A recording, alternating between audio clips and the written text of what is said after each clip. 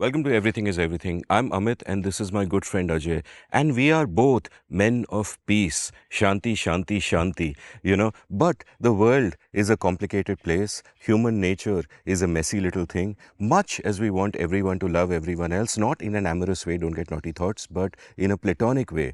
We don't live in that world. There is conflict everywhere. There is scarcity. There are egos.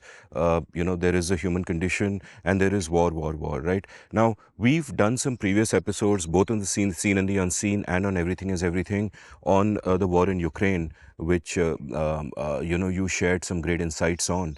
And one of the things that struck me, interestingly, was the changing nature of warfare. The massive use of drones to go behind enemy territory and take down people in trenches who are far behind, where the front lines are. That's happening in Ukraine. The Uber for artillery, where you have bottom-up ways of organizing ammo in optimal ways and so on and so forth. And I'm fascinated by that, but we won't talk about that today. The changing nature of modern warfare, the evolution of warfare, is a future episode that we have planned, and we'll do it in great detail and hopefully make it definitive. Today, we are talking about something called hybrid warfare. So tell me about how you got interested in this subject. Exactly as you said, the world is changing and the nature of war is changing. So, how governments inflict harm on rival countries has changed. There used to be a more simple either you're at peace or you're at war. Now we are in more of a shades of grey world.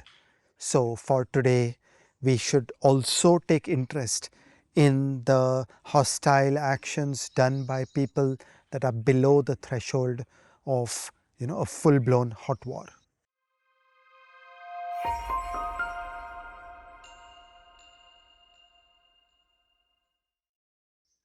So, Ajay, tell us about the shades of grey.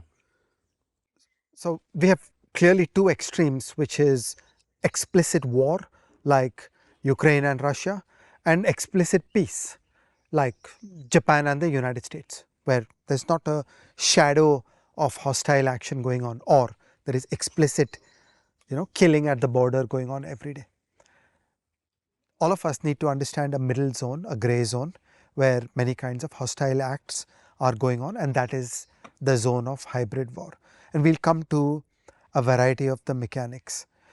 But right away, we should start thinking about how and why this might happen and under what circumstances it might be optimal. The terminology in this field is detection, attribution, response. So imagine you manage to inflict some harm on the other guy and the other guy doesn't even understand that this was done. Okay, you're below the detection threshold. So for some governments that might be a very cool thing to do. Okay, next level up, attribution. Okay, something bad happened but we don't know who did it. It could be anybody. There is plausible deniability. You could say I didn't do it, there were criminal gangs operating in my country that did it. Okay, and then comes response. So if there are difficulties in detection, if there are difficulties in attribution, then it becomes difficult to mount a response. Okay, so this is the story that hybrid warfare is about ways that can stay below the detection threshold, that can stay below the attribution level, so that you could ideally inflict harm without the other guy hitting back, because the other guy is a little bit lost and the other guy doesn't even understand what was going on. And then that might appear very attractive to some people. Now, it is important to think of the time axis as well. Let's take detection. Finally, in the end, you're going to discover that something happened, but maybe not at the time. Attribution. In time, attribution will happen. Attribution does tend to happen. And this gets us into a little bit of short term and long term things. There are people who play more for the short term, who think, oh, so great, we'll get a punch in. But in time, the others are going to discover, and that will have adverse consequences. Okay, and then you get to response, that even if the response is not hot war, there are responses.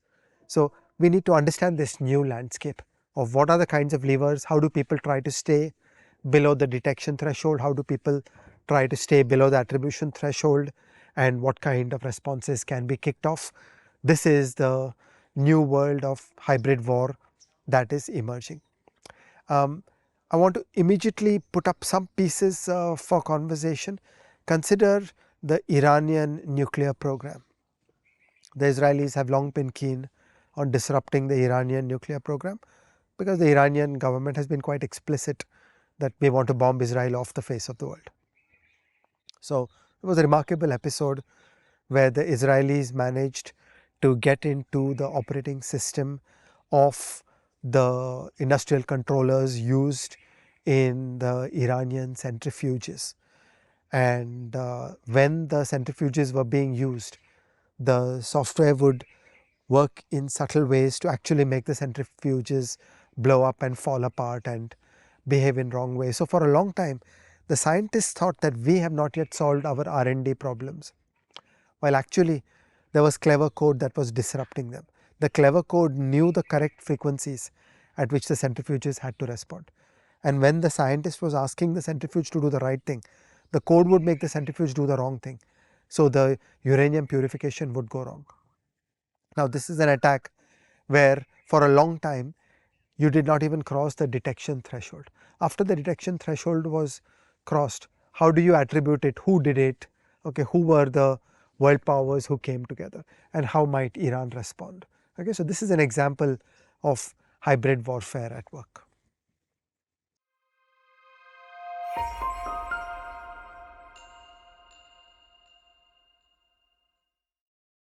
So, Ajay, I get the theory. Define it in concrete terms for me. What does hybrid warfare consist of?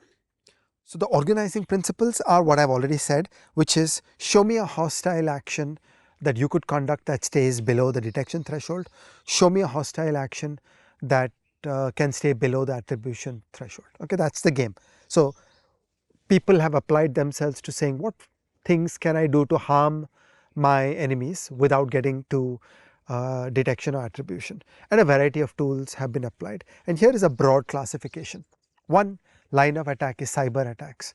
So imagine that some cyber attackers mess with the Indian electricity system.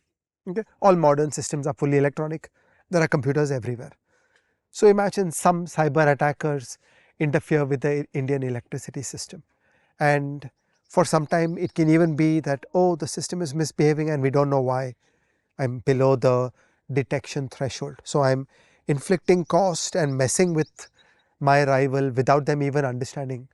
But for example, the grid goes down, the frequencies go wrong, equipment gets damaged, and harm is being inflicted on the enemy without it even being understood that, oh, there was a cyber attack on your electricity system. And then we come to the attribution question. Okay, there are some cyber gangs that worked to mess with the Indian electricity system. Who are they? Now, you will think that can we just look up the IP addresses and did they come in from China? And the answer is nah, not that trivial, because they'll first log in to your most friendly country. They'll first log into Japan. Okay, and then it will appear that hundreds of IP addresses from Japan are in a synchronized attack on Indian power systems. So the attribution is not that easy. You have to actually look at the code, and then you have to work out the DNA and the antecedents of the code and wonder which modification of the code happened where. Now the attribution gets further difficult because of the use of proxies. So what has happened in both Russia and China is that the governments did a large scale development of a private ecosystem of cyber attack. So the governments understood that partly we will keep cyber warriors inside government, but partly we will contract out to private people. Why? Because it increases your plausible deniability. That no, there are some criminals. Yeah, I'm very sorry. I apologize. The criminal is in China. The criminal is in Russia. But it was not me. They were just doing it themselves. They keep on doing ransom attacks all the time. Yeah, you give us their phone number and address and we'll grab them and put them in jail. Okay. So again, you claim plausible deniability, and it is just not clear. It's very slippery. It's not clear what the victim of an attack is going to do. So cyber warfare is one clear area where these kinds of things have happened. The second is the use of proxies. Already I have described the use of private sector cyber attack companies in China and Russia as proxies. Or consider the Wagner Group. When we recorded the Seen and the Unseen on Ukraine, you remember we finished 5.5 hours and I had kept the Wagner Group completely out of that story because there was too much to talk about. I mean, I knew Wagner was in the front lines in Ukraine, but I was just trying for parsimony and the economy of the story. And then after we finished recording and before publication, there was the entire drama of Yevgeny Prigozhin's invasion of Mother Russia. And so then we recorded a tailpiece telling some of the Wagner stories. So, for Putin, for Russia, it was efficient. No, Wagner is a bunch of mercenaries. We have nothing to do with them. Some governments or guerrilla factions in Africa have hired the services of Wagner directly. You know what? In the West also there are mercenaries. So this is nothing to do with us. And yeah, internally sometimes the logistics capability of the Russian army gets used by Wagner. Oh, but there are some bad actors. It's not really me. Okay, so Wagner is a nice example of plausible deniability.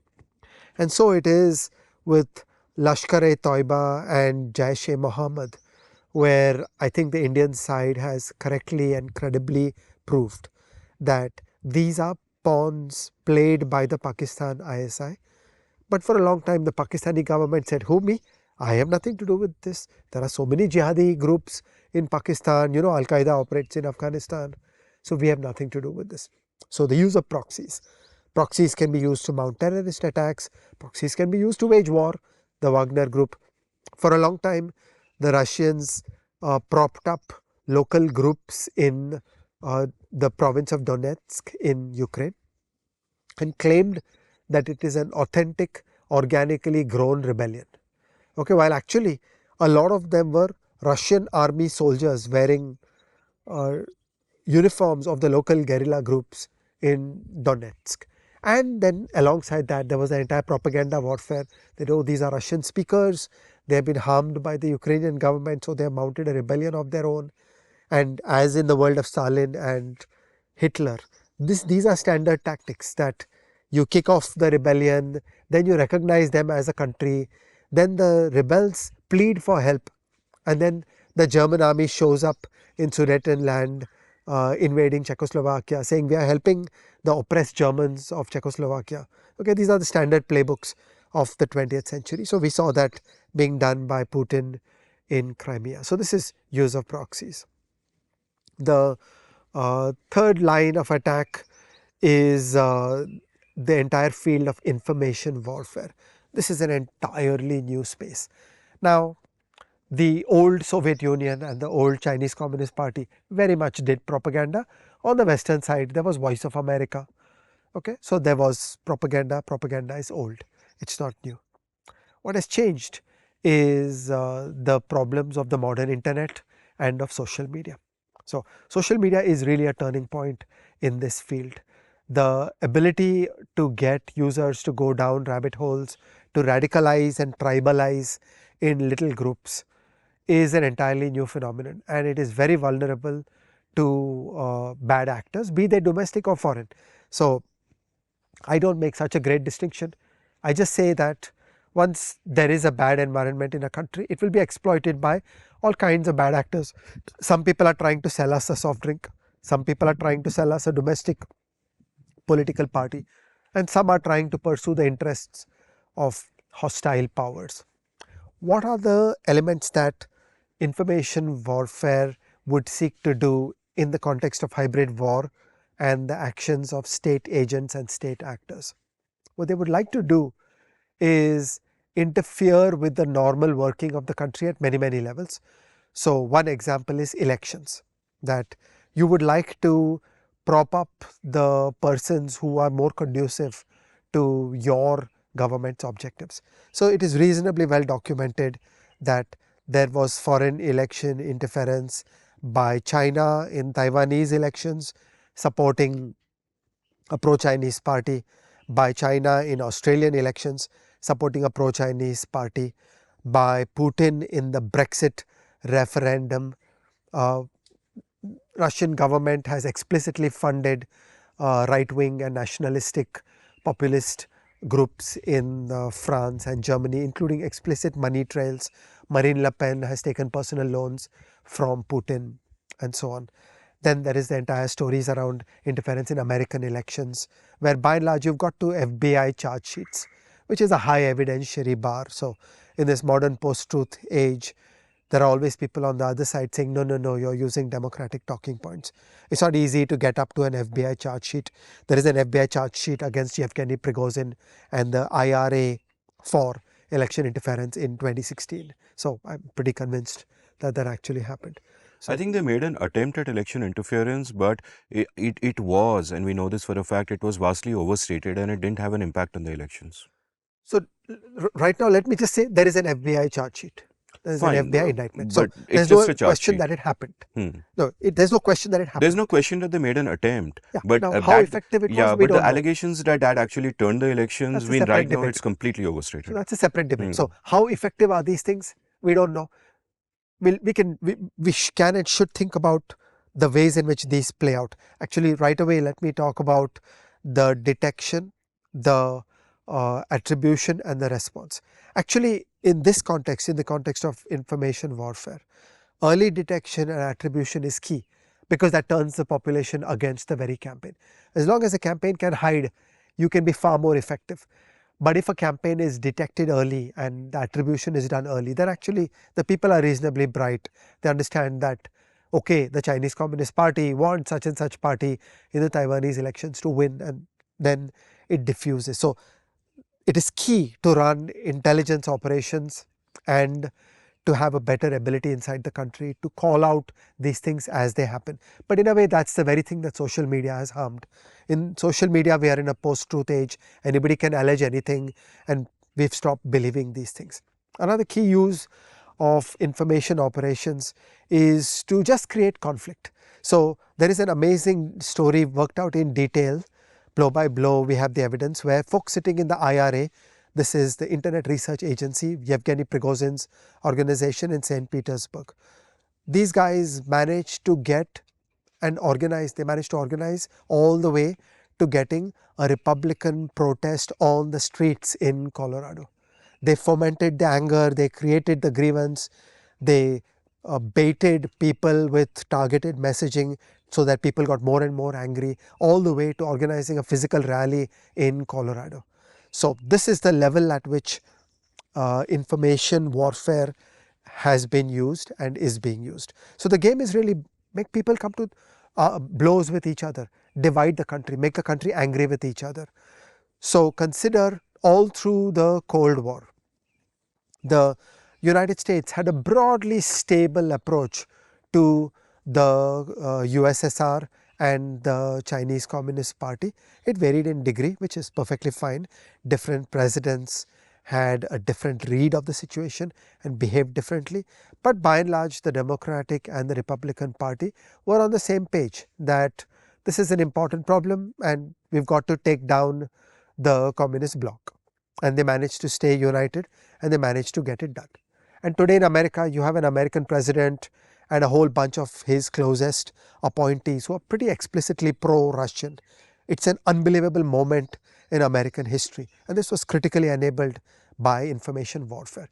This is one of Putin's greatest achievements, and this is also showing us how a very weak player, Putin, okay, who's holding a GDP the size of Italy, okay, this is not a big successful country by any stretch, is able to get outsized returns on investment to fairly small hybrid warfare strategies. This is what encourages actors to go after hybrid warfare strategies, particularly because of the very openness of democracies and the vulnerabilities caused by social media have created a high bang for the buck. Okay, so I have discussed cyber warfare, proxies, I've discussed information operations. Okay, these are all examples of hybrid warfare.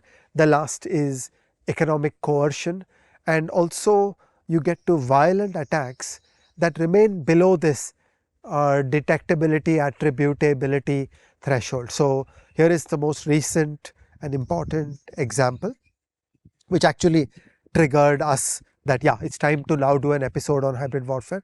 The Russians have a so-called shadow fleet of tankers that are taking Russian crude oil to friendly nations where they will sell the crude oil. This includes China and India. And they managed to persuade a Chinese tanker to drag its anchor on the seabed of the Baltic Sea. And this tore through gas pipelines and oil pipelines and fiber optic lines and so on. And in a way, you have a complete deniability.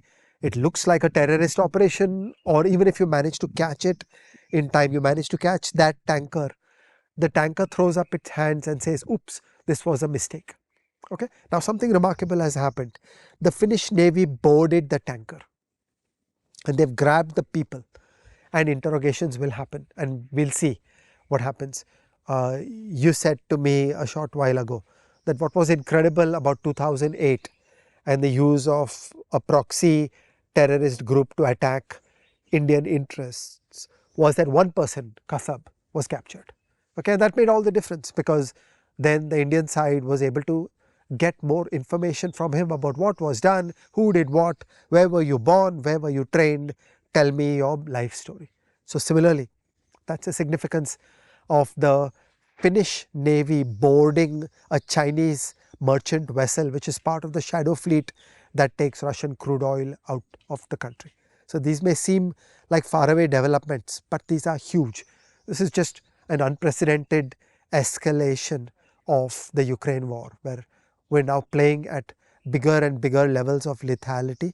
And also it is turning into a broader and broader conflict, where this is not Russia harming Ukraine, but this is Russia using Chinese ships to harm the Baltic nations. And so the ambit of the war has been expanding. So I can imagine when the Finnish army got onto the vessel, the captain of the vessel said, "Who are you and what do you want?" And the reply he got was, "We are Finnish, you are Finnish." But leaving that aside, I have a couple of points to make here. I was, as you started saying, we are Finnish, my completion was, and you are finished. Well done. So, always elaborating on jokes. Never do this, Ajay Shah. You know, this man, I gotta tell you, freaking analyzes jokes. आप कुछ बोलोगे, punchline आएगा. That should be the end of the matter, especially if the joke is as embarrassing as some of mine. But then he dissects it and analyzes it and Wordsmithing, like, can you improve the copywriting? wordsmithing. So, thank you for that. That's quite a masterclass in just laying out the categories and how we should think about it. You started with the theory and you laid out the different ways of performing hybrid warfare. I want to give a mid-episode recommendation here, which is fresh in my head because I just recorded an episode on this. My friend Prabal Dasgupta, a wonderful popular historian who served in the Indian Army and then has written a bunch of military history books, has written this great book called Watershed 1967.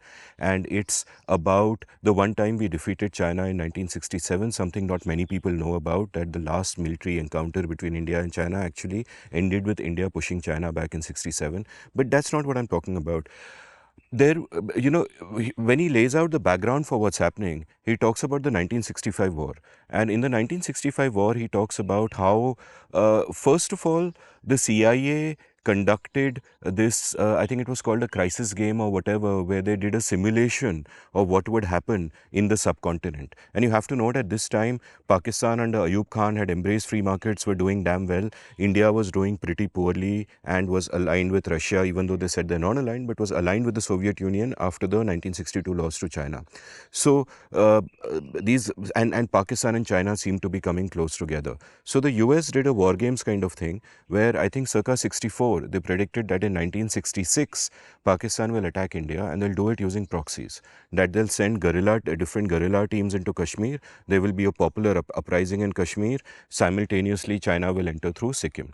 Now, for reasons that, Prabal spells out in his book and I talk about in my episode with him, which is going to be out a few weeks later, the Pakistanis preponed it to 1965. The China thing didn't happen, but in August of 1965, Pakistan sent 7 guerrilla teams into Kashmir, and they were given names like Ghaznavi, Babur, and so on, all names of invaders, interestingly, which is kind of weird because what they wanted was, they wanted these guerrilla teams to rouse up the local populace and rise up against India. But the local populace saw these buggers are foreigners and whatever, whatever, and it didn't work out. And we kind of won that. There were two fronts on that war. This happened in August. There was another attack on September 1, but we kind of beat them back and sorted that out. And this kind of proxy warfare is something that Indians have experienced intimately. It happened in 1948 when Pakistan made a move in Kashmir and they occupied a part of Kashmir. They sent over those Pathan tribes from there. This happened in 65. Again, like you said, for a weaker force, you can't fight the conventional way. So you have to do this kind of hybrid warfare. And you stole my talking point about 2008 because that's a classic example where you speak about attributability. You know, many people forget, but I think one of our great heroes is a man called Tukaram Omble.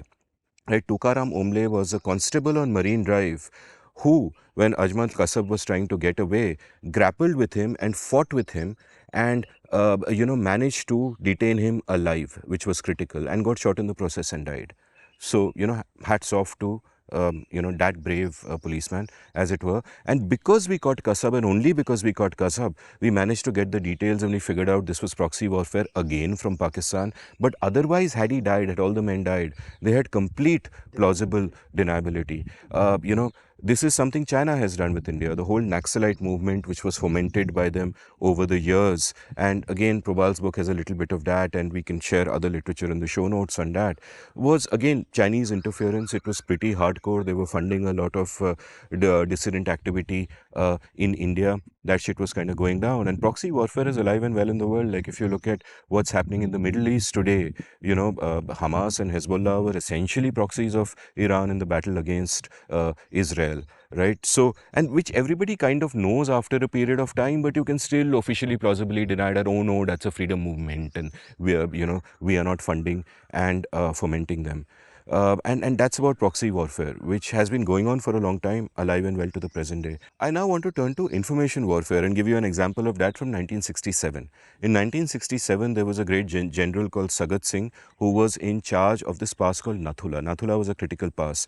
Now, the background to this is that in 1965, the Indian army basically said that, hey, maybe the China will also try to come through Sikkim. There are two passes there, Jelepla and Nathula, and because we want to defend them, instead of defending from a narrow position, let's withdraw a little bit and defend from a wider position, right? This is based on the assumption that the Chinese will come through and try to go all the way into Sikkim, right? So the general at Jelepla followed the orders and withdrew the army.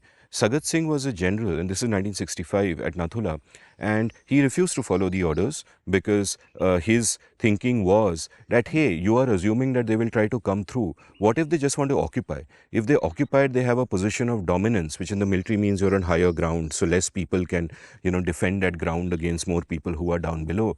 And that was critically important because control of the chicken's neck, as it were, was dependent upon that. And had the Chinese actually occupied Nathula, there would have been a huge problem in the 71 Bangladesh war because they could just have cut us off from East Pakistan, and then everything the Indian army did would have been far harder.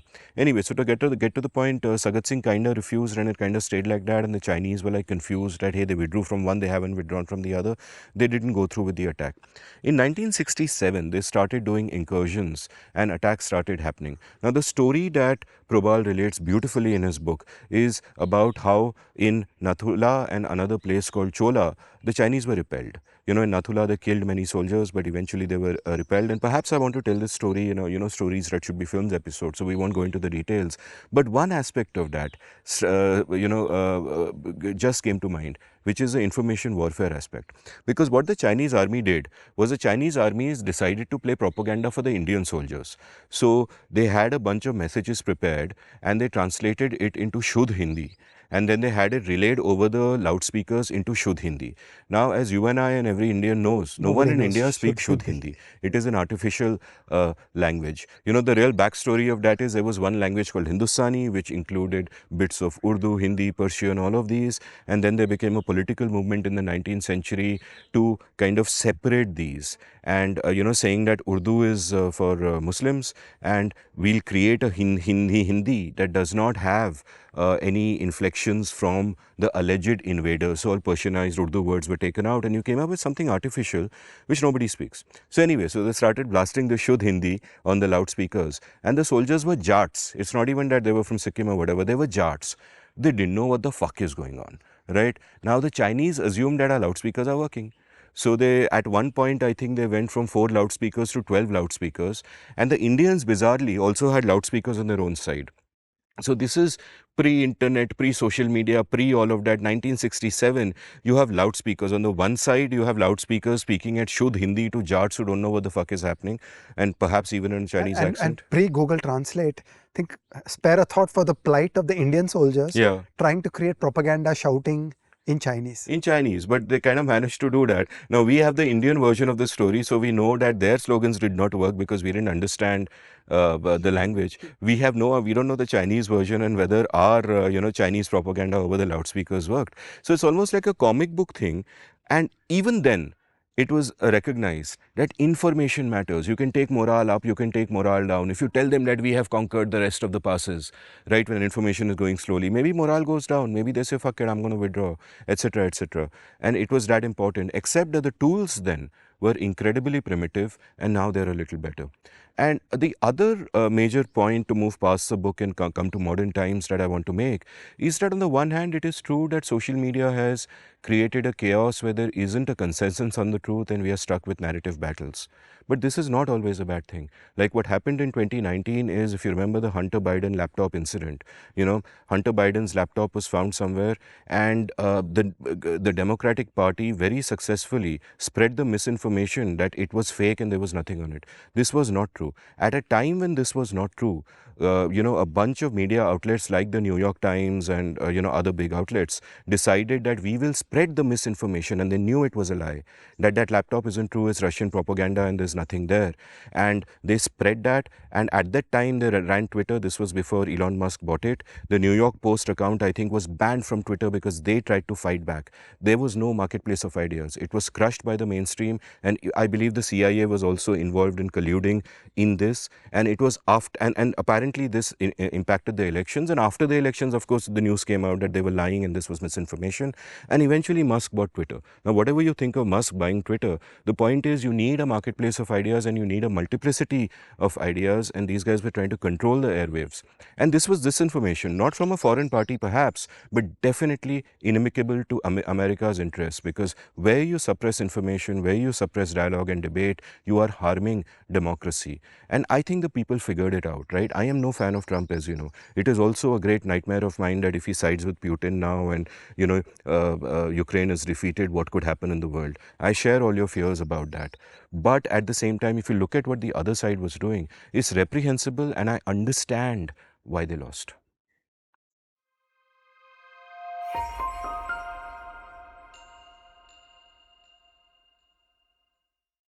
So Ajay, let's take a deeper look at the mind of those who are carrying out hybrid warfare. What are they thinking? What are the, what are the incentives at play? How does it all work out? Yeah. We should always look for incentive based explanations that hybrid warfare is conducted because it is optimal for some people. So they are not foolish, they are not stupid, they are playing their chess game as well as they can. So here we've already covered many of the pieces, but it's good to bring them together and we'll get a little more knowledge that way. So one part is, it is the strategy of the weak. When you are weak, you can't fight the other side frontally. So you resort to all kinds of sneaky, subversive tactics by which you can inflict harm. There is an interesting idea that happens here, which is that imagine that I have attacked certain systems. I am Russia and I have attacked certain systems in Europe. Hiding inside every small attack is a veiled threat about bigger attacks in the future. That, oh, if I could do this, what else do you think I could do? So it is never the attack alone that is in fray, it is also something bigger. That in the event of a bigger conflict, what else do you think I could do? So as an example, it is believed that the Russians ran a test case where I think there were 14 different fiber optic cables coming into internet connectivity for Paris. and all of them were cut at one time. It was a very professional operation. Somebody deeply understood all the fiber optic connectivity to Paris and cut it all at once. Okay, so in peacetime, what are you doing? In a way, this is just a nuisance attack. It is imposing a lot of cost, and for days, work and business is disrupted, which is all fine. Meaning, yeah, it is economic warfare. You're harming the ability of the French GDP to purr away. But hiding in this is maybe the Russians have the ability to do this for 20 European cities. So, is there a future date at which they could launch a considerably bigger operation? So, by a weak person by doing this leaves an unstated fear that, maybe I could do a bit more, maybe you can't do a bit more, but there is a threat hiding there, and that reshapes the behavior of the other side. Many times the other side is just like, let it be, let's stop having trouble with Russia, we should run a harmonious relationship with Putin, we should have good relations with China, it's too difficult, it's too painful to keep up this warfare. So this is one element of the whole story. It's that a weaker person gets a disproportionate advantage by using these hybrid war strategies. The second is around the issues of detection and attribution. As long as it's not detected, you're causing harm and nobody even knows you're causing harm. The centrifuges are behaving badly, but nobody even knows that. And then you come to attributability. Maybe the attributability comes much later, and by that time everybody's moved on. There's a very critical story around this on Crimea. This was an absolute milestone in world history on this field. So what happened was that Putin sent people in plain clothes to take over Crimea, and they were nicknamed the Little Green Men because they did not claim to be Russian soldiers. They claimed to be some local rebellion, some local militia. And from an intelligence point of view, it was a very well managed operation. Everything was kept secret. Why is all this so important? Because at the time, the West, the Obama team, was actually fooled by Putin. They actually thought for some time that, actually this is a local rebellion and then it's an internal matter, we are not going to get involved. Only later it became clear that this was an entirely Putin operation. So this again shows you the importance of intelligence in understanding early on that detecting an operation early and attributing it early allows you to mount a response rapidly. If you're only going to understand a few weeks later, by that time it's too late because the Russian army was in full control of Crimea, and then it was too late to be able to do anything. So these kinds of incentives shape the actors that it is too dangerous for Russia to take on the West explicitly. They are a dinky, irrelevant power on the world stage. But by doing these things, they get disproportionate mileage and they manage to make progress. So staying below the attack threshold is very interesting. You can say, oh, it was a Chinese ship which accidentally destroyed the fiber optic cables. Oh, sorry, it was a mistake. We had nothing to do with it. Okay, these are the ways in which you manage to inflict harm, but you don't reach the stage of open conflict. Now, we already talked about liberal democracies. So this is the nature of the conflict. On one hand is an authoritarian country which is able to keep secrets, is able to make decisions in an undemocratic way without fear about transparency, without accountability to a legislature, without fear of freedom of information law, whereby all these things will spill out into the future. So it is much more feasible to launch dirty tricks when you are an authoritarian country. It's much harder for democracies to do covert operations. Okay, so the CIA is fully tied down in laws, and every step that is taken, they have to consult lawyers, they have to fit within the legal system that is defined by the United States Congress. The next thing that you come to is, on the other hand, inside the liberal democracies, you have an open, raucous environment which has been completely messed up by social media. So then it's an opportunity. You can sow divisions, you can radicalize the people. So how do you harm the people of India? By putting them at each other's throats. Okay, you may have no other objective, but I want to weaken India. Answer: get people to hate each other, get people to be angry. Find a devout Hindu household and show them things, false propaganda about the bad things the Muslims are doing in their neighborhood, and vice versa, and inflame the hatred, the very opposite of the long Indian tradition of all of us living together as one society, as one country. So if you can sow divisions, if you can reduce the political coherence of a country, at one level it directly harms the country because people get on each other's throats, and that damages the working of the political system. And at another level, when faced with the difficulties of foreign policy, like you see in the modern United States, if there is a complete internal warfare inside the country, they are not able to mount an effective response. So Trump 1 and Trump 2 were soft on Putin, and that worked very well for him. So this is a very, very attractive goal. Having said that, I must point out that that under Trump 1, that was a one-time. Putin did not invade anyone. Crimea happened before, Ukraine happened after. I So disagree. There were steps going on every step of the way. So, for there example, were internally the steps going famous on, but there were no invasions, and the Russia. so the famous perfect phone call. Trump interfered with the delivery of anti-tank missiles that were approved for Ukraine. Okay, trying to seek a bargain, trying to delay things, which is consistent with this overall strategy. You want to go further back, Paul Manafort was the head of the Trump campaign, was responsible for changing the Republican manifesto to water down language about Ukraine. So, Manafort was an absolute crook. So and he was the head of the Trump election campaign. So Trump is surrounded by pro-Russia characters, and so we don't have a clear smoking gun about Trump and Putin directly. Well, the closest you get to a smoking gun are situations where Trump has met Putin face to face without an American interpreter in the room. This has happened. This is just, it would never happen in world affairs. Like imagine Modi going to meet Xi Jinping and no Indian government official is there as an interpreter. That's a truly private meeting where some deals are being struck, which you don't want anybody on the Indian side to know. So Trump is a different character altogether, but it is enabled and shaped by social media and information warfare that has happened. This is a force multiplier. Like Comintern and the old USSR never had this kind of ability to directly play inside the liberal democracies. I mean, there was an American left which was, reasonably silly at many points of the story, but never became important like this. Today, pro-Russian views are mainstream in America. That's a new development altogether. We've never seen this before, and it casts a different light on the entire story of the 20th century.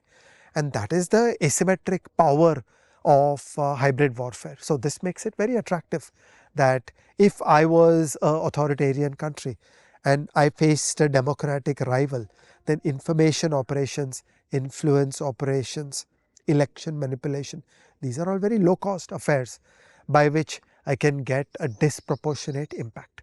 So this is the cold rational calculation of the perpetrators who would try to do these things. That said, with all this, I am not yet ready to sign on to the easy proposition that it is so great and so optimal for a perpetrator to launch information warfare. Let's take Pakistan 2008 as an example. Okay?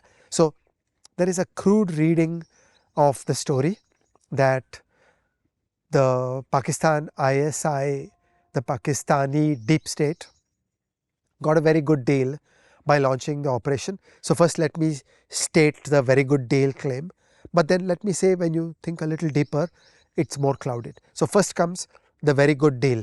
They got an operation done, they struck terror into Bombay, they got P. Chidambaram moved out of the Ministry of Finance and like really played a critical role in the damage to the Indian economy around that time period. And they damaged the Manmohan Singh government in the eyes of an increasingly angry population that wanted to see muscular action. Okay, so this whole weak prime minister business began around 2008. So this was great for the elements inside the Pakistan ISI that wanted to be hawkish and harm India and harm the possibility of good relations between Pakistan and India. Okay, let's go 2 steps further. Was this really optimal for the Pakistani state? Was this really optimal for the Pakistani people?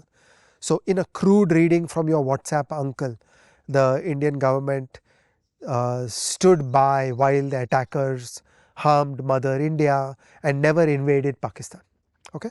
In fact, the Indian foreign policy did a reasonably good job of getting this message across, bringing diplomatic pressure upon Pakistan, creating the diplomatic isolation of Pakistan, getting the point across through the global media that this was done by Pakistani state actors. I think at some point it was the CIA that revealed information about this ISI colonel made this phone call. So, there were really bits of information that came out from friendly countries which helped to make this case. Now, the optimism about a country and the trust in a country is absolutely crucial for a successful participation in globalization.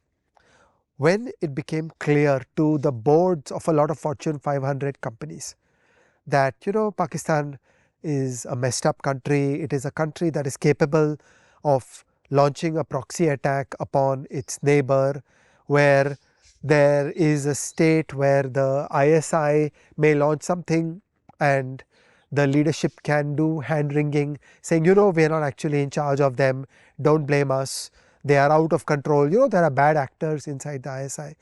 When all this comes through, it actually harms the respect and trust in the country in an enormous extent. And now hundreds of moves are made in the game of foreign policy. So what many of us don't understand is that foreign policy is the game of hundreds of levers. Every day there are small moves, big moves, subtle moves, treaties, agreements, small decisions, where foreign policy is all about reshaping the behavior of my local country in ways that are beneficial for my local country. So hundreds of decisions by the Austrian government started moving in a direction that was not in the interests of Pakistan. And the behavior of the boards of Fortune 500 companies moved against the interests of the people of Pakistan. So it's not an accident that after 2008, the Pakistani economy actually got into really hard times, because they got a greater diplomatic and economic and foreign policy isolation and harsh treatment by the rest of the world. So a lot of hybrid warfare is really being a rogue nation. Okay? Then you are North Korea, you are Israel, you are Pakistan, you are Russia, you are China. And there was a period where the mood in the world was that we are not going to worry about the misbehavior of China, because we are at the end of history and everything is going to be hunky-dory. And in that period particularly, this was a great arrangement that you could have your cake and eat it too. You could hit at your rivals, you could make trouble in Australia for the Australian government and the anti-China political parties in Australia and get away with it. You could be scot-free. But that environment has also changed. Today, there is more punishment. Today, we are in the third globalization, where years and years of being a rogue actor, where the Chinese government has been caught killing Chinese dissidents on foreign soil, on trying to run Chinese police stations in other countries. This kind of behavior is not accepted by any civilized country. And over the years, it comes back and bites you. So I don't want to be one-sided and imply that hybrid warfare is a free lunch and it is optimal. It is optimal for a certain kind of tactical mindset. If you play for headlines, if your decision horizon is 1 week, if you are managing the headlines and not the country, okay, then these kinds of levers become optimal. If you think at a more strategic scale, then it remains the case that in the Committee of Nations, okay, the Norwegians will never do hybrid warfare against the French. Okay, there is a high table of the good, well-functioning countries of the world where India should aspire to be, but certain behavior is just ruled out, where you don't do certain things. So hybrid warfare remains the zone of the bad actors trying to hit at the mainstream. And while it's optimal for a certain kind of bad actor to do it, I don't want to at all imply that it is optimal for a country like India to do these things. Even if we could, and I'll also point out that when you talk about China getting punished for some of their hybrid actions, it is also the case that Saudi Arabia murdered a Washington Post columnist in a foreign country, and they haven't received anywhere near that kind of pushback. While I agree with your overall point entirely, I want to push back on the examples you use and say that they actually hurt your cause and they hurt the argument you are making and the argument we are making, in fact, because I think that sometimes in hindsight, we take a teleological view which is not exactly, which doesn't exactly make sense. For example, I entirely agree that it would be in the interest of Pakistan to foment Hindu versus Muslim conflicts in India. However, it is not the case that we have always been peaceful and tolerant, and that all that hatred is being fomented by foreign forces. It's absolutely the opposite. I had a great episode with Akshay Mukul on the Gita Press, and this strain has been in Indian society throughout. In fact, I would say that you and I were the fringe in terms of being secular and tolerant and all of that. This was the dominant force, and politics has caught up with society. And when you imply, I know you didn't mean to say this is only because of foreign interference. When you imply that foreign interference has a part to play, I feel like that loses a little bit of credibility. Yes, it would be in Pakistan and China's interest if we have these internal battles, but actually they are powerless to foment much of it or to do any of it. All of it is happening anyway. They might do things on the margins. Similarly, as far as 2008 is concerned, yes, it is a case that it hurt India massively because of events outlined by Pooja Mehra in her book The Lost Decade, and which we have also spoken about, that Chidambaram got shifted from the finance ministry to the home ministry because our home minister was incompetent. Sonia Gandhi insisted on the extremely regressive and backward thinking Pranab Mukherjee to be finance minister, and he took India backwards in a pretty fierce way, retrospective taxation, etc., etc., and the economy started tanking from 2011 because of that. And even though Chidambaram, later came back, it was too late and the next government kind of took over. But in the complex world, none of this is something that could have been foreseen or planned. So when we look at the past and we take a teleological thing that, oh, there was foreign interference and all these things happened, I'm like, look, foreign interference would have been for a limited proximate aim. It's really impossible to then think about the chain of events which would have taken place after that. Even when Hamas attacked Israel, for example, a year and a Who half could have ago, predicted? Yeah. yeah, they would have no idea that this shit would happen. So often taking a teleological view is a problem, and often hybrid warfare has all kinds of unintended consequences which go all over the place. I feel the same way about, I think that case about Russia and Trump, I think, is severely overstated. You might be right, the jury's out on that. I opposed Trump and wrote column after column against him through his first term. But the point is, extraordinary claims require extraordinary evidence, not to say that this event happened, that event happened, therefore it is logical that this is, again, I think it's making the hindsight teleological mistake. And I'm not coining a new term. I mean, those are the two words which kind of seem to apply here. So I think the arguments are entirely correct. It would be in Russia's interest to have pro-Russian views in America. Now, I am pro-Ukraine in this war completely, as are you. However, I think it is a healthy thing that there are pro-Russian views out there. It should be the case. It is deeply totalitarian to say that my view is right and any other view is, some foreign agents are doing it. It is exactly the same as our current government calling dissidents anti-national. No, all those views are there. Every pro-Russia view in America, in fact, most pro-Russia views in America are surely not there because of Russian propaganda or Russian money. It's a marketplace of idea, it plays out. Now, there is a different matter of how they try to influence this marketplace of ideas and what they do and what their intentions are. And I feel that's kind of a different matter, and we should not conflate the two too much. There is information warfare happening everywhere. Some of it is part of our hybrid warfare carried out by, foreign countries. Some of it is happening internally and is part of the politics of the place. And, it is what it is. All great points. Let me come back in sequence. The first is your discussion around Hindus and Muslims and the fault lines of Indian society. So first, agree with you 100%. The problems are homegrown, but it is the nature of information warfare that you will identify the difficulties of the country and pour oxygen on the fires. So information warfare against the United States consists of understanding the Tea Party and the Trumpists, and in fanning those flames and turning it into a big mess. Okay, so the raw material had to have been there. You can't invent it, but the point is to exacerbate it. So all of hybrid warfare, it's a matter of finding what is the highest point of pain. So if you had to do a Kasab attack, where would you attack? And I say, well done, you chose the right points. Okay, that the Bombay Taj and the Oberoi were ideal sites for that kind of And they attack. tried the parliament attack before that. Yeah, So, yeah. So mhm.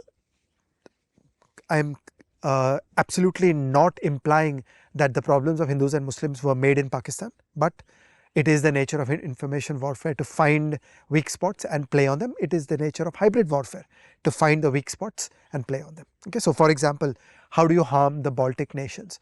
Their vulnerability, their weak link is the vastness of the Baltic Sea. So you wouldn't do a land war in Norway, but you would show them that I can harm you in a very low cost way with deniability, and this is dangerous, so you better be careful, don't support Ukraine so much. Okay. Part 2, you are absolutely right that there is the law of unintended consequences, and any one chess move that you make, even more so in hybrid warfare, jangles through, the bullet ricochets, and you never know what is going to finally happen. Who could have predicted that the October 7 attack would lead to the fall of the Assad regime? But it did. Okay, so entirely with you.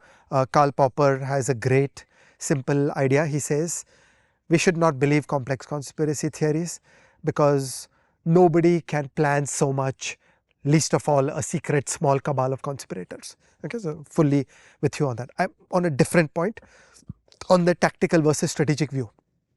It is possible for 5 people inside the Pakistan ISI to write down this kind of one-sided report card and high fives all around. We're so great, we did this. Okay, now it's overstated, meaning many of the dominoes fell, and like there are different reasons why other things happened. But you can claim that, I'm the guy that committed one murder in Sarajevo and then the whole world went aflame. This is my part 2. On part 3, so once again, my view is that there is no question that Russian interference in Brexit happened. There's no question that Russian interference in 2016 United States presidential election happened. What nobody can tell is, were the magnitudes large? Okay, so as we know, the vote shares were very, very fine. The vote share in Brexit was tiny. The vote share by which Trump won was tiny. So the rest is speculation. But by the time you get to an FBI indictment, there is no doubt that the information is hard.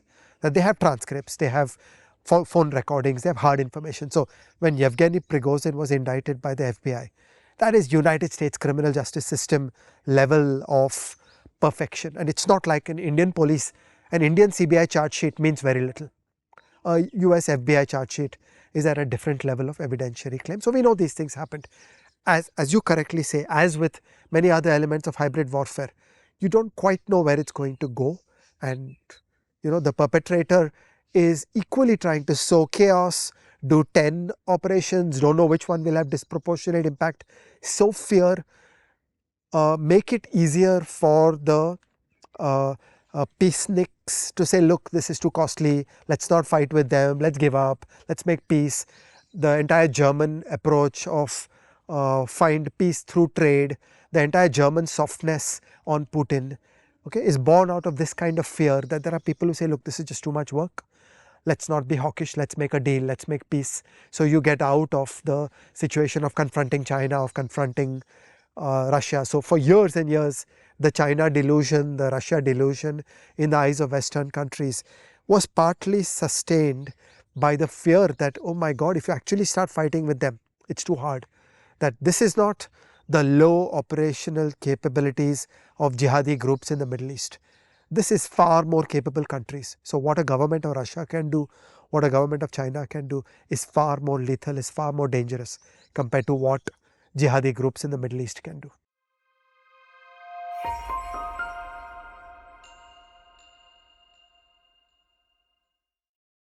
So, Ajay, I have a couple of questions. One is, you spoke about intelligence agencies needing to be aware of what's going on. Like you pointed out, Obama's team were not aware at the time that Putin did what he did in Crimea, that this was Putin. They thought it's an internal rebellion. Similarly, I remember the invasion of Iraq, as it were, right? Today we know there were no weapons of mass destruction. At that time, it is a fact that every intelligence agency in the world, including the intelligence agency of, say, France, which opposed the invasion, believed that, yeah, they were WMD, and the argument simply was that, is that a reason enough to invade? Now, why did they believe that was WMD? Maybe there was outdated information, bad intelligence. Maybe, Saddam Hussein wanted them to believe that because he thought it might be a deterrent, etc., etc. But it was a mistaken belief, and all the intelligence agencies of the world were wrong. So that's number one, that you could actually have wrong information, which should introduce a hesitancy on acting without being as sure as you can. The second part of it is that I am guessing that part of this information warfare would be giving the wrong intelligence to intelligence agencies. So they think you are attacking X, but you're actually attacking Y. And a lot of that happened in the Second World War, First World War. You know that military history far better than I do. So how does one work past that? Because on the one hand, you have an intelligence agency which is supposed to be proactive and do stuff. On the other hand, it is very easy to say after the fact that, Arey, you should have done that. Arey, you got 9/11 warning from this one dude, you ignored it. But at the time, before it happens, in that massive sea of noise and all the information that you're getting, it's incredibly hard to figure out what should I prioritize, what is legitimate, what do I need to confirm, and even then, if you have consensus on something, it's quite possible that you might be wrong. How does one deal with that? So this is all truly hard, and it underlines the way in which one of the responses, and in our last chapter we're going to do responses. One of our responses is we need to greatly amplify intelligence capabilities, not just in a traditional hard war sense, but including in the hybrid warfare sense. Let me quickly run through 3 stories. So the first story, we now know why the WMD stuff went wrong in Iraq. The answer is that it was an authoritarian country, and the tyrant would destroy you and your life if you sent back a piece of paper saying, I'm not making progress on a nuclear bomb, I'm not making progress on chemical and biological weapons. So the civil servants wrote on file that, sir, we have made great progress, we have biological weapons which are killing mice, next step we will start killing monkeys. Okay? And those hard documents had leaked to the Western intelligence agencies, who were stupid enough to believe hard paper.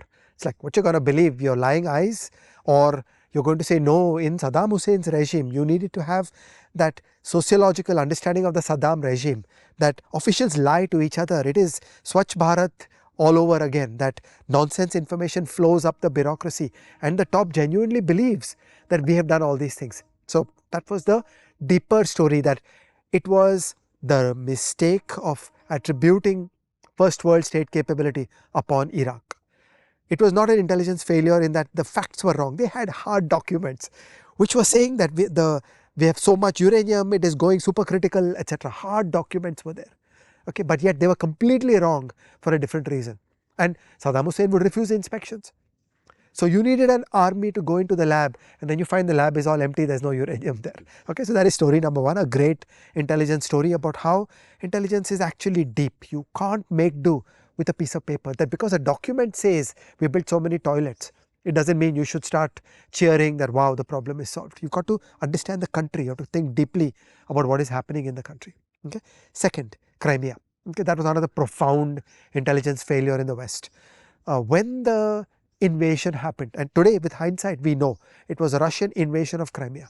When the invasion happened, the Western agencies did not know what was going on. They were scratching their heads, we don't know. Okay, and the timeliness of response was completely disrupted. Only later they understood that, oh, this was just a simple Putin invasion.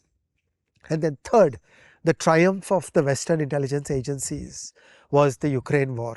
In February 2022, before Putin launched the invasion, the Biden team came up with a brilliant idea that they would just reveal their intelligence in public domain. So they started releasing hard documents that this is the invasion plan. On this date, this tank is going to start moving from here to here. So there was absolutely no doubt that this is a Russian invasion. They completely knocked out the ability of Russian information warfare to do anything else. If they had not done this, once again, you would have had the American left and the Russia sympathizers in India saying, no, actually Russia did not invade. There were some local people, all those propaganda stories could have been spun. So in short, my answer is this amplifies the importance of intelligence, and yes, you will always make mistakes in intelligence, and the footprint of intelligence needs to broaden beyond traditional warfare to also consider all the pieces of hybrid warfare. So, my next question is about how hybrid warfare can not only be carried out by nations but by private parties and individuals. For example, you spoke about all the fiber optic cables being cut in France or whatever. Maybe it was Russia who did it, but maybe it was some private party who does something like that, so maybe they can short the stocks of the top French companies and make billions of dollars in that way. There are many motivations that go on. There are lone actors, sitting in their pajamas and, hacking into some server somewhere, who could want to do crazy things for no, rational reason. And equally, there are many rational actors with enormous resources who could then do this kind of damage either in their own country or somewhere else. And it is very easy then for intelligence agencies or the government in charge to completely outlevel themselves. You might have IP addresses from Japan, but you're thinking, no, it's in Pakistan's interest to do it. But maybe it's some private billionaire in Turkey who did this because he wants to short Reliance. So, do you see this becoming a danger in coming times, that with technology becoming so cheap and so many different interests all over the place for private actors, that it will become even harder to figure out what is a nation state and what is some kid in a pajama in a bedroom? Everything you say is correct, and that's part of the attributability problem. Let me add one wrinkle to your narration. I said at the beginning that Russia and China began a process of outsourcing their state projects to private criminal gangs. So they built a cyber war capability in private companies. Okay, and then it becomes very messy, that when is that private company playing on a personal project versus when is he doing the bidding of a state actor. That becomes harder to draw the lines because actually the capabilities are tremendous. In the case of computer attacks, there is a term of art in the field which is called APT. Okay, APT stands for Advanced Persistent Threat. What private people can sometimes be is advanced.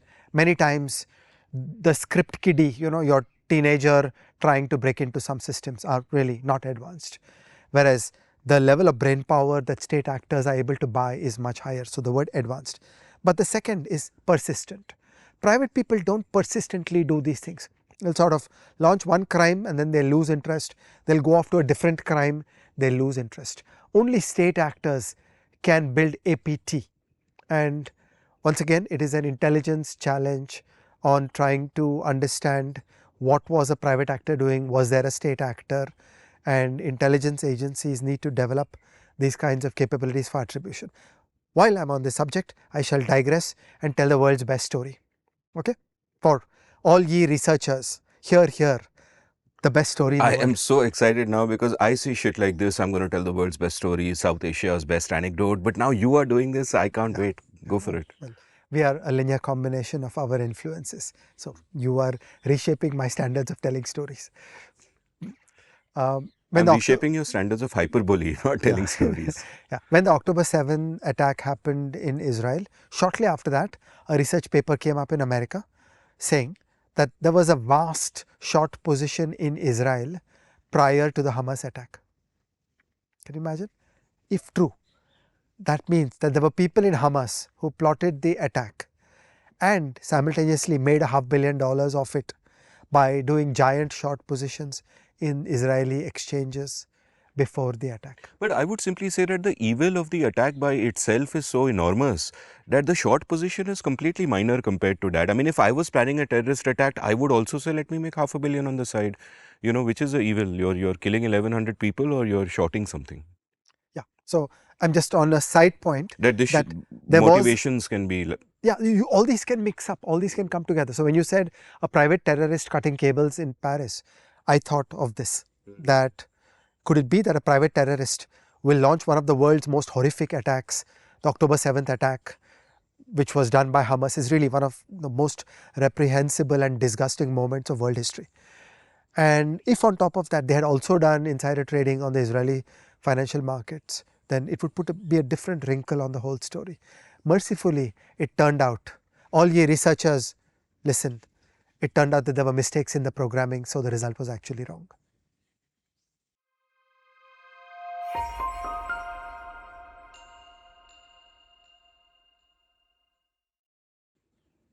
So, Ajay, I would imagine that hybrid warfare being conducted against us in India is especially a deep problem to worry about because our state capability is so low. So, how should we think about this, and how do we need to modify our existing frames?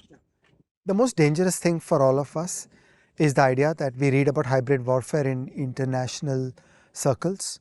We read about the Baltic Sea, we read about elections in Australia, but we tend to assume that nothing is happening in India.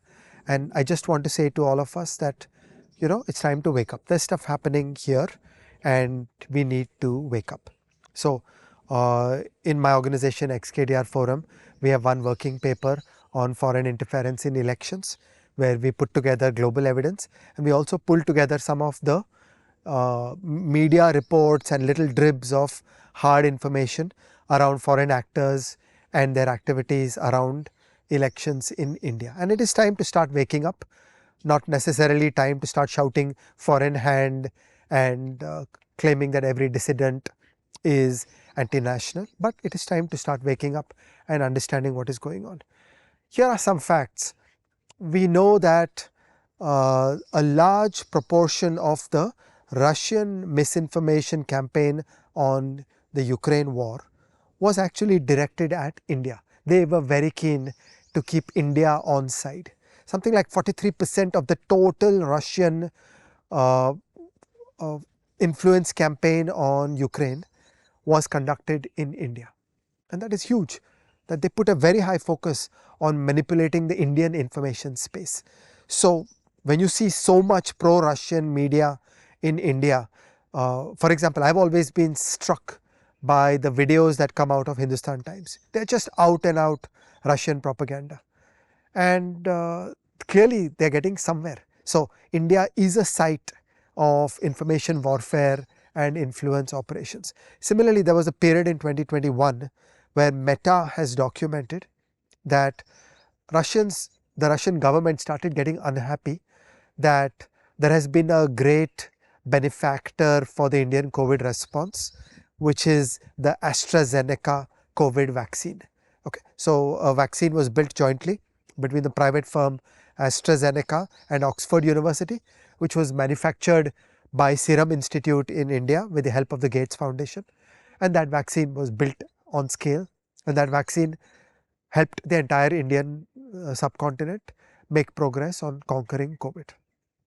Russian intelligence did not like that, and a big influence operation was launched in India to try to make trouble for the AstraZeneca vaccine in India, to play up fears, to make it seem like a more cloudy offering rather than the pure goodwill that came with the AstraZeneca vaccine in India. Why? What was your objective? Because they did not want Indian goodwill in favor of Oxford University Wow. and AstraZeneca, a Western corporation, and the Gates Foundation. Wow. They wanted to say, no, no, actually, this was a bad vaccine that was Mm. given to India. Well, I mean, I have 3 shots of it, and thank I God the also have 3 vaccine. Yeah, shots of yeah, it, yeah. and I had COVID many times, but I have no doubt that the It would have vaccine been helped. far worse. Yeah. Correct. It attenuated the You response. could have been talking to an empty chair with sadness in your eyes. There would have been no everything is everything. There would have been no, yeah. I would have never done this on my own. Everything is This is nothing. all you. Continue. Yeah. So this is an influence operation that has run in India.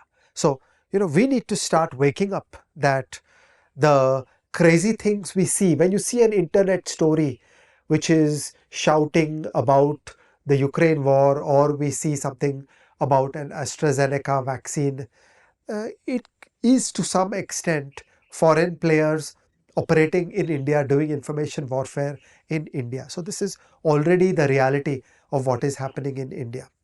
It is believed that the 2022 attacks on the Indian power system came out of China.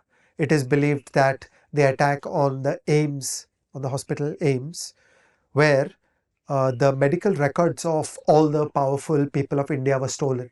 Just imagine, that's an intelligence edge, that they have the medical records of every powerful person in India.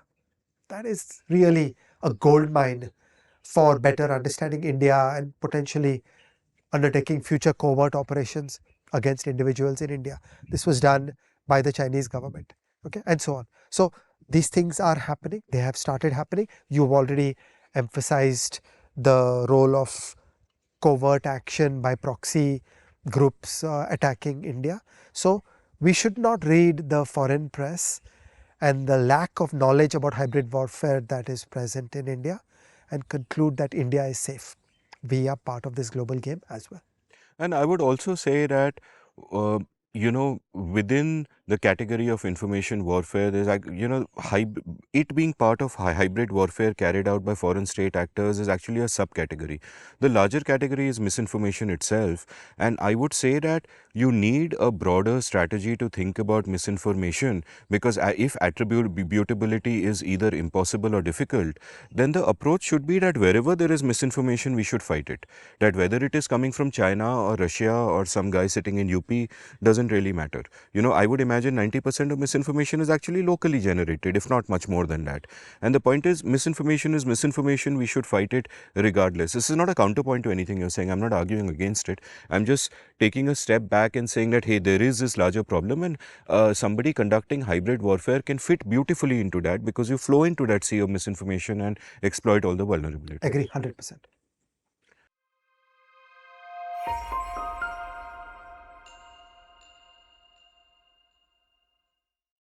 So, Ajay, how do we do better? Sitting here in India with with low state capability, chances of all these different kinds of hybrid warfare being committed against us as we speak, how should we think about it? How should we adapt our existing systems to, fight this?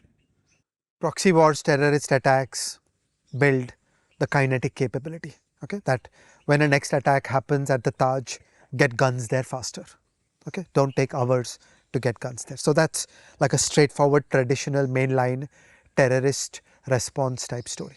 Okay, cyber attacks build better systems. Okay, so there's a whole load of shitty government software all over government systems. It is abysmal how bad government software is. Okay, you need to up your game. So the broader state capability crisis of India means that everything works badly, and one element of that is IT systems work badly. But we need to understand that the threat levels are at a different level altogether when you are in a globally connected internet, and it is very dangerous. And then also going beyond the government. So I remember I used to know a fair bit about the working of NSC and NSDL, and these are systemically important organizations. You need to protect NSC and NSDL, and the Indian state understood that. So the Indian state had begun all kinds of interesting partnering, collaborating, pushing NSC and NSDL to up their game. Saying these are systemically important organizations. You don't want anything to go wrong, ranging from a terrorist bomb to a cyber attack or anything. So on the entire cyber warfare angle, we just need to up our game. India is supposed to be an IT superpower. Some of the world's worst systems are here sitting in India.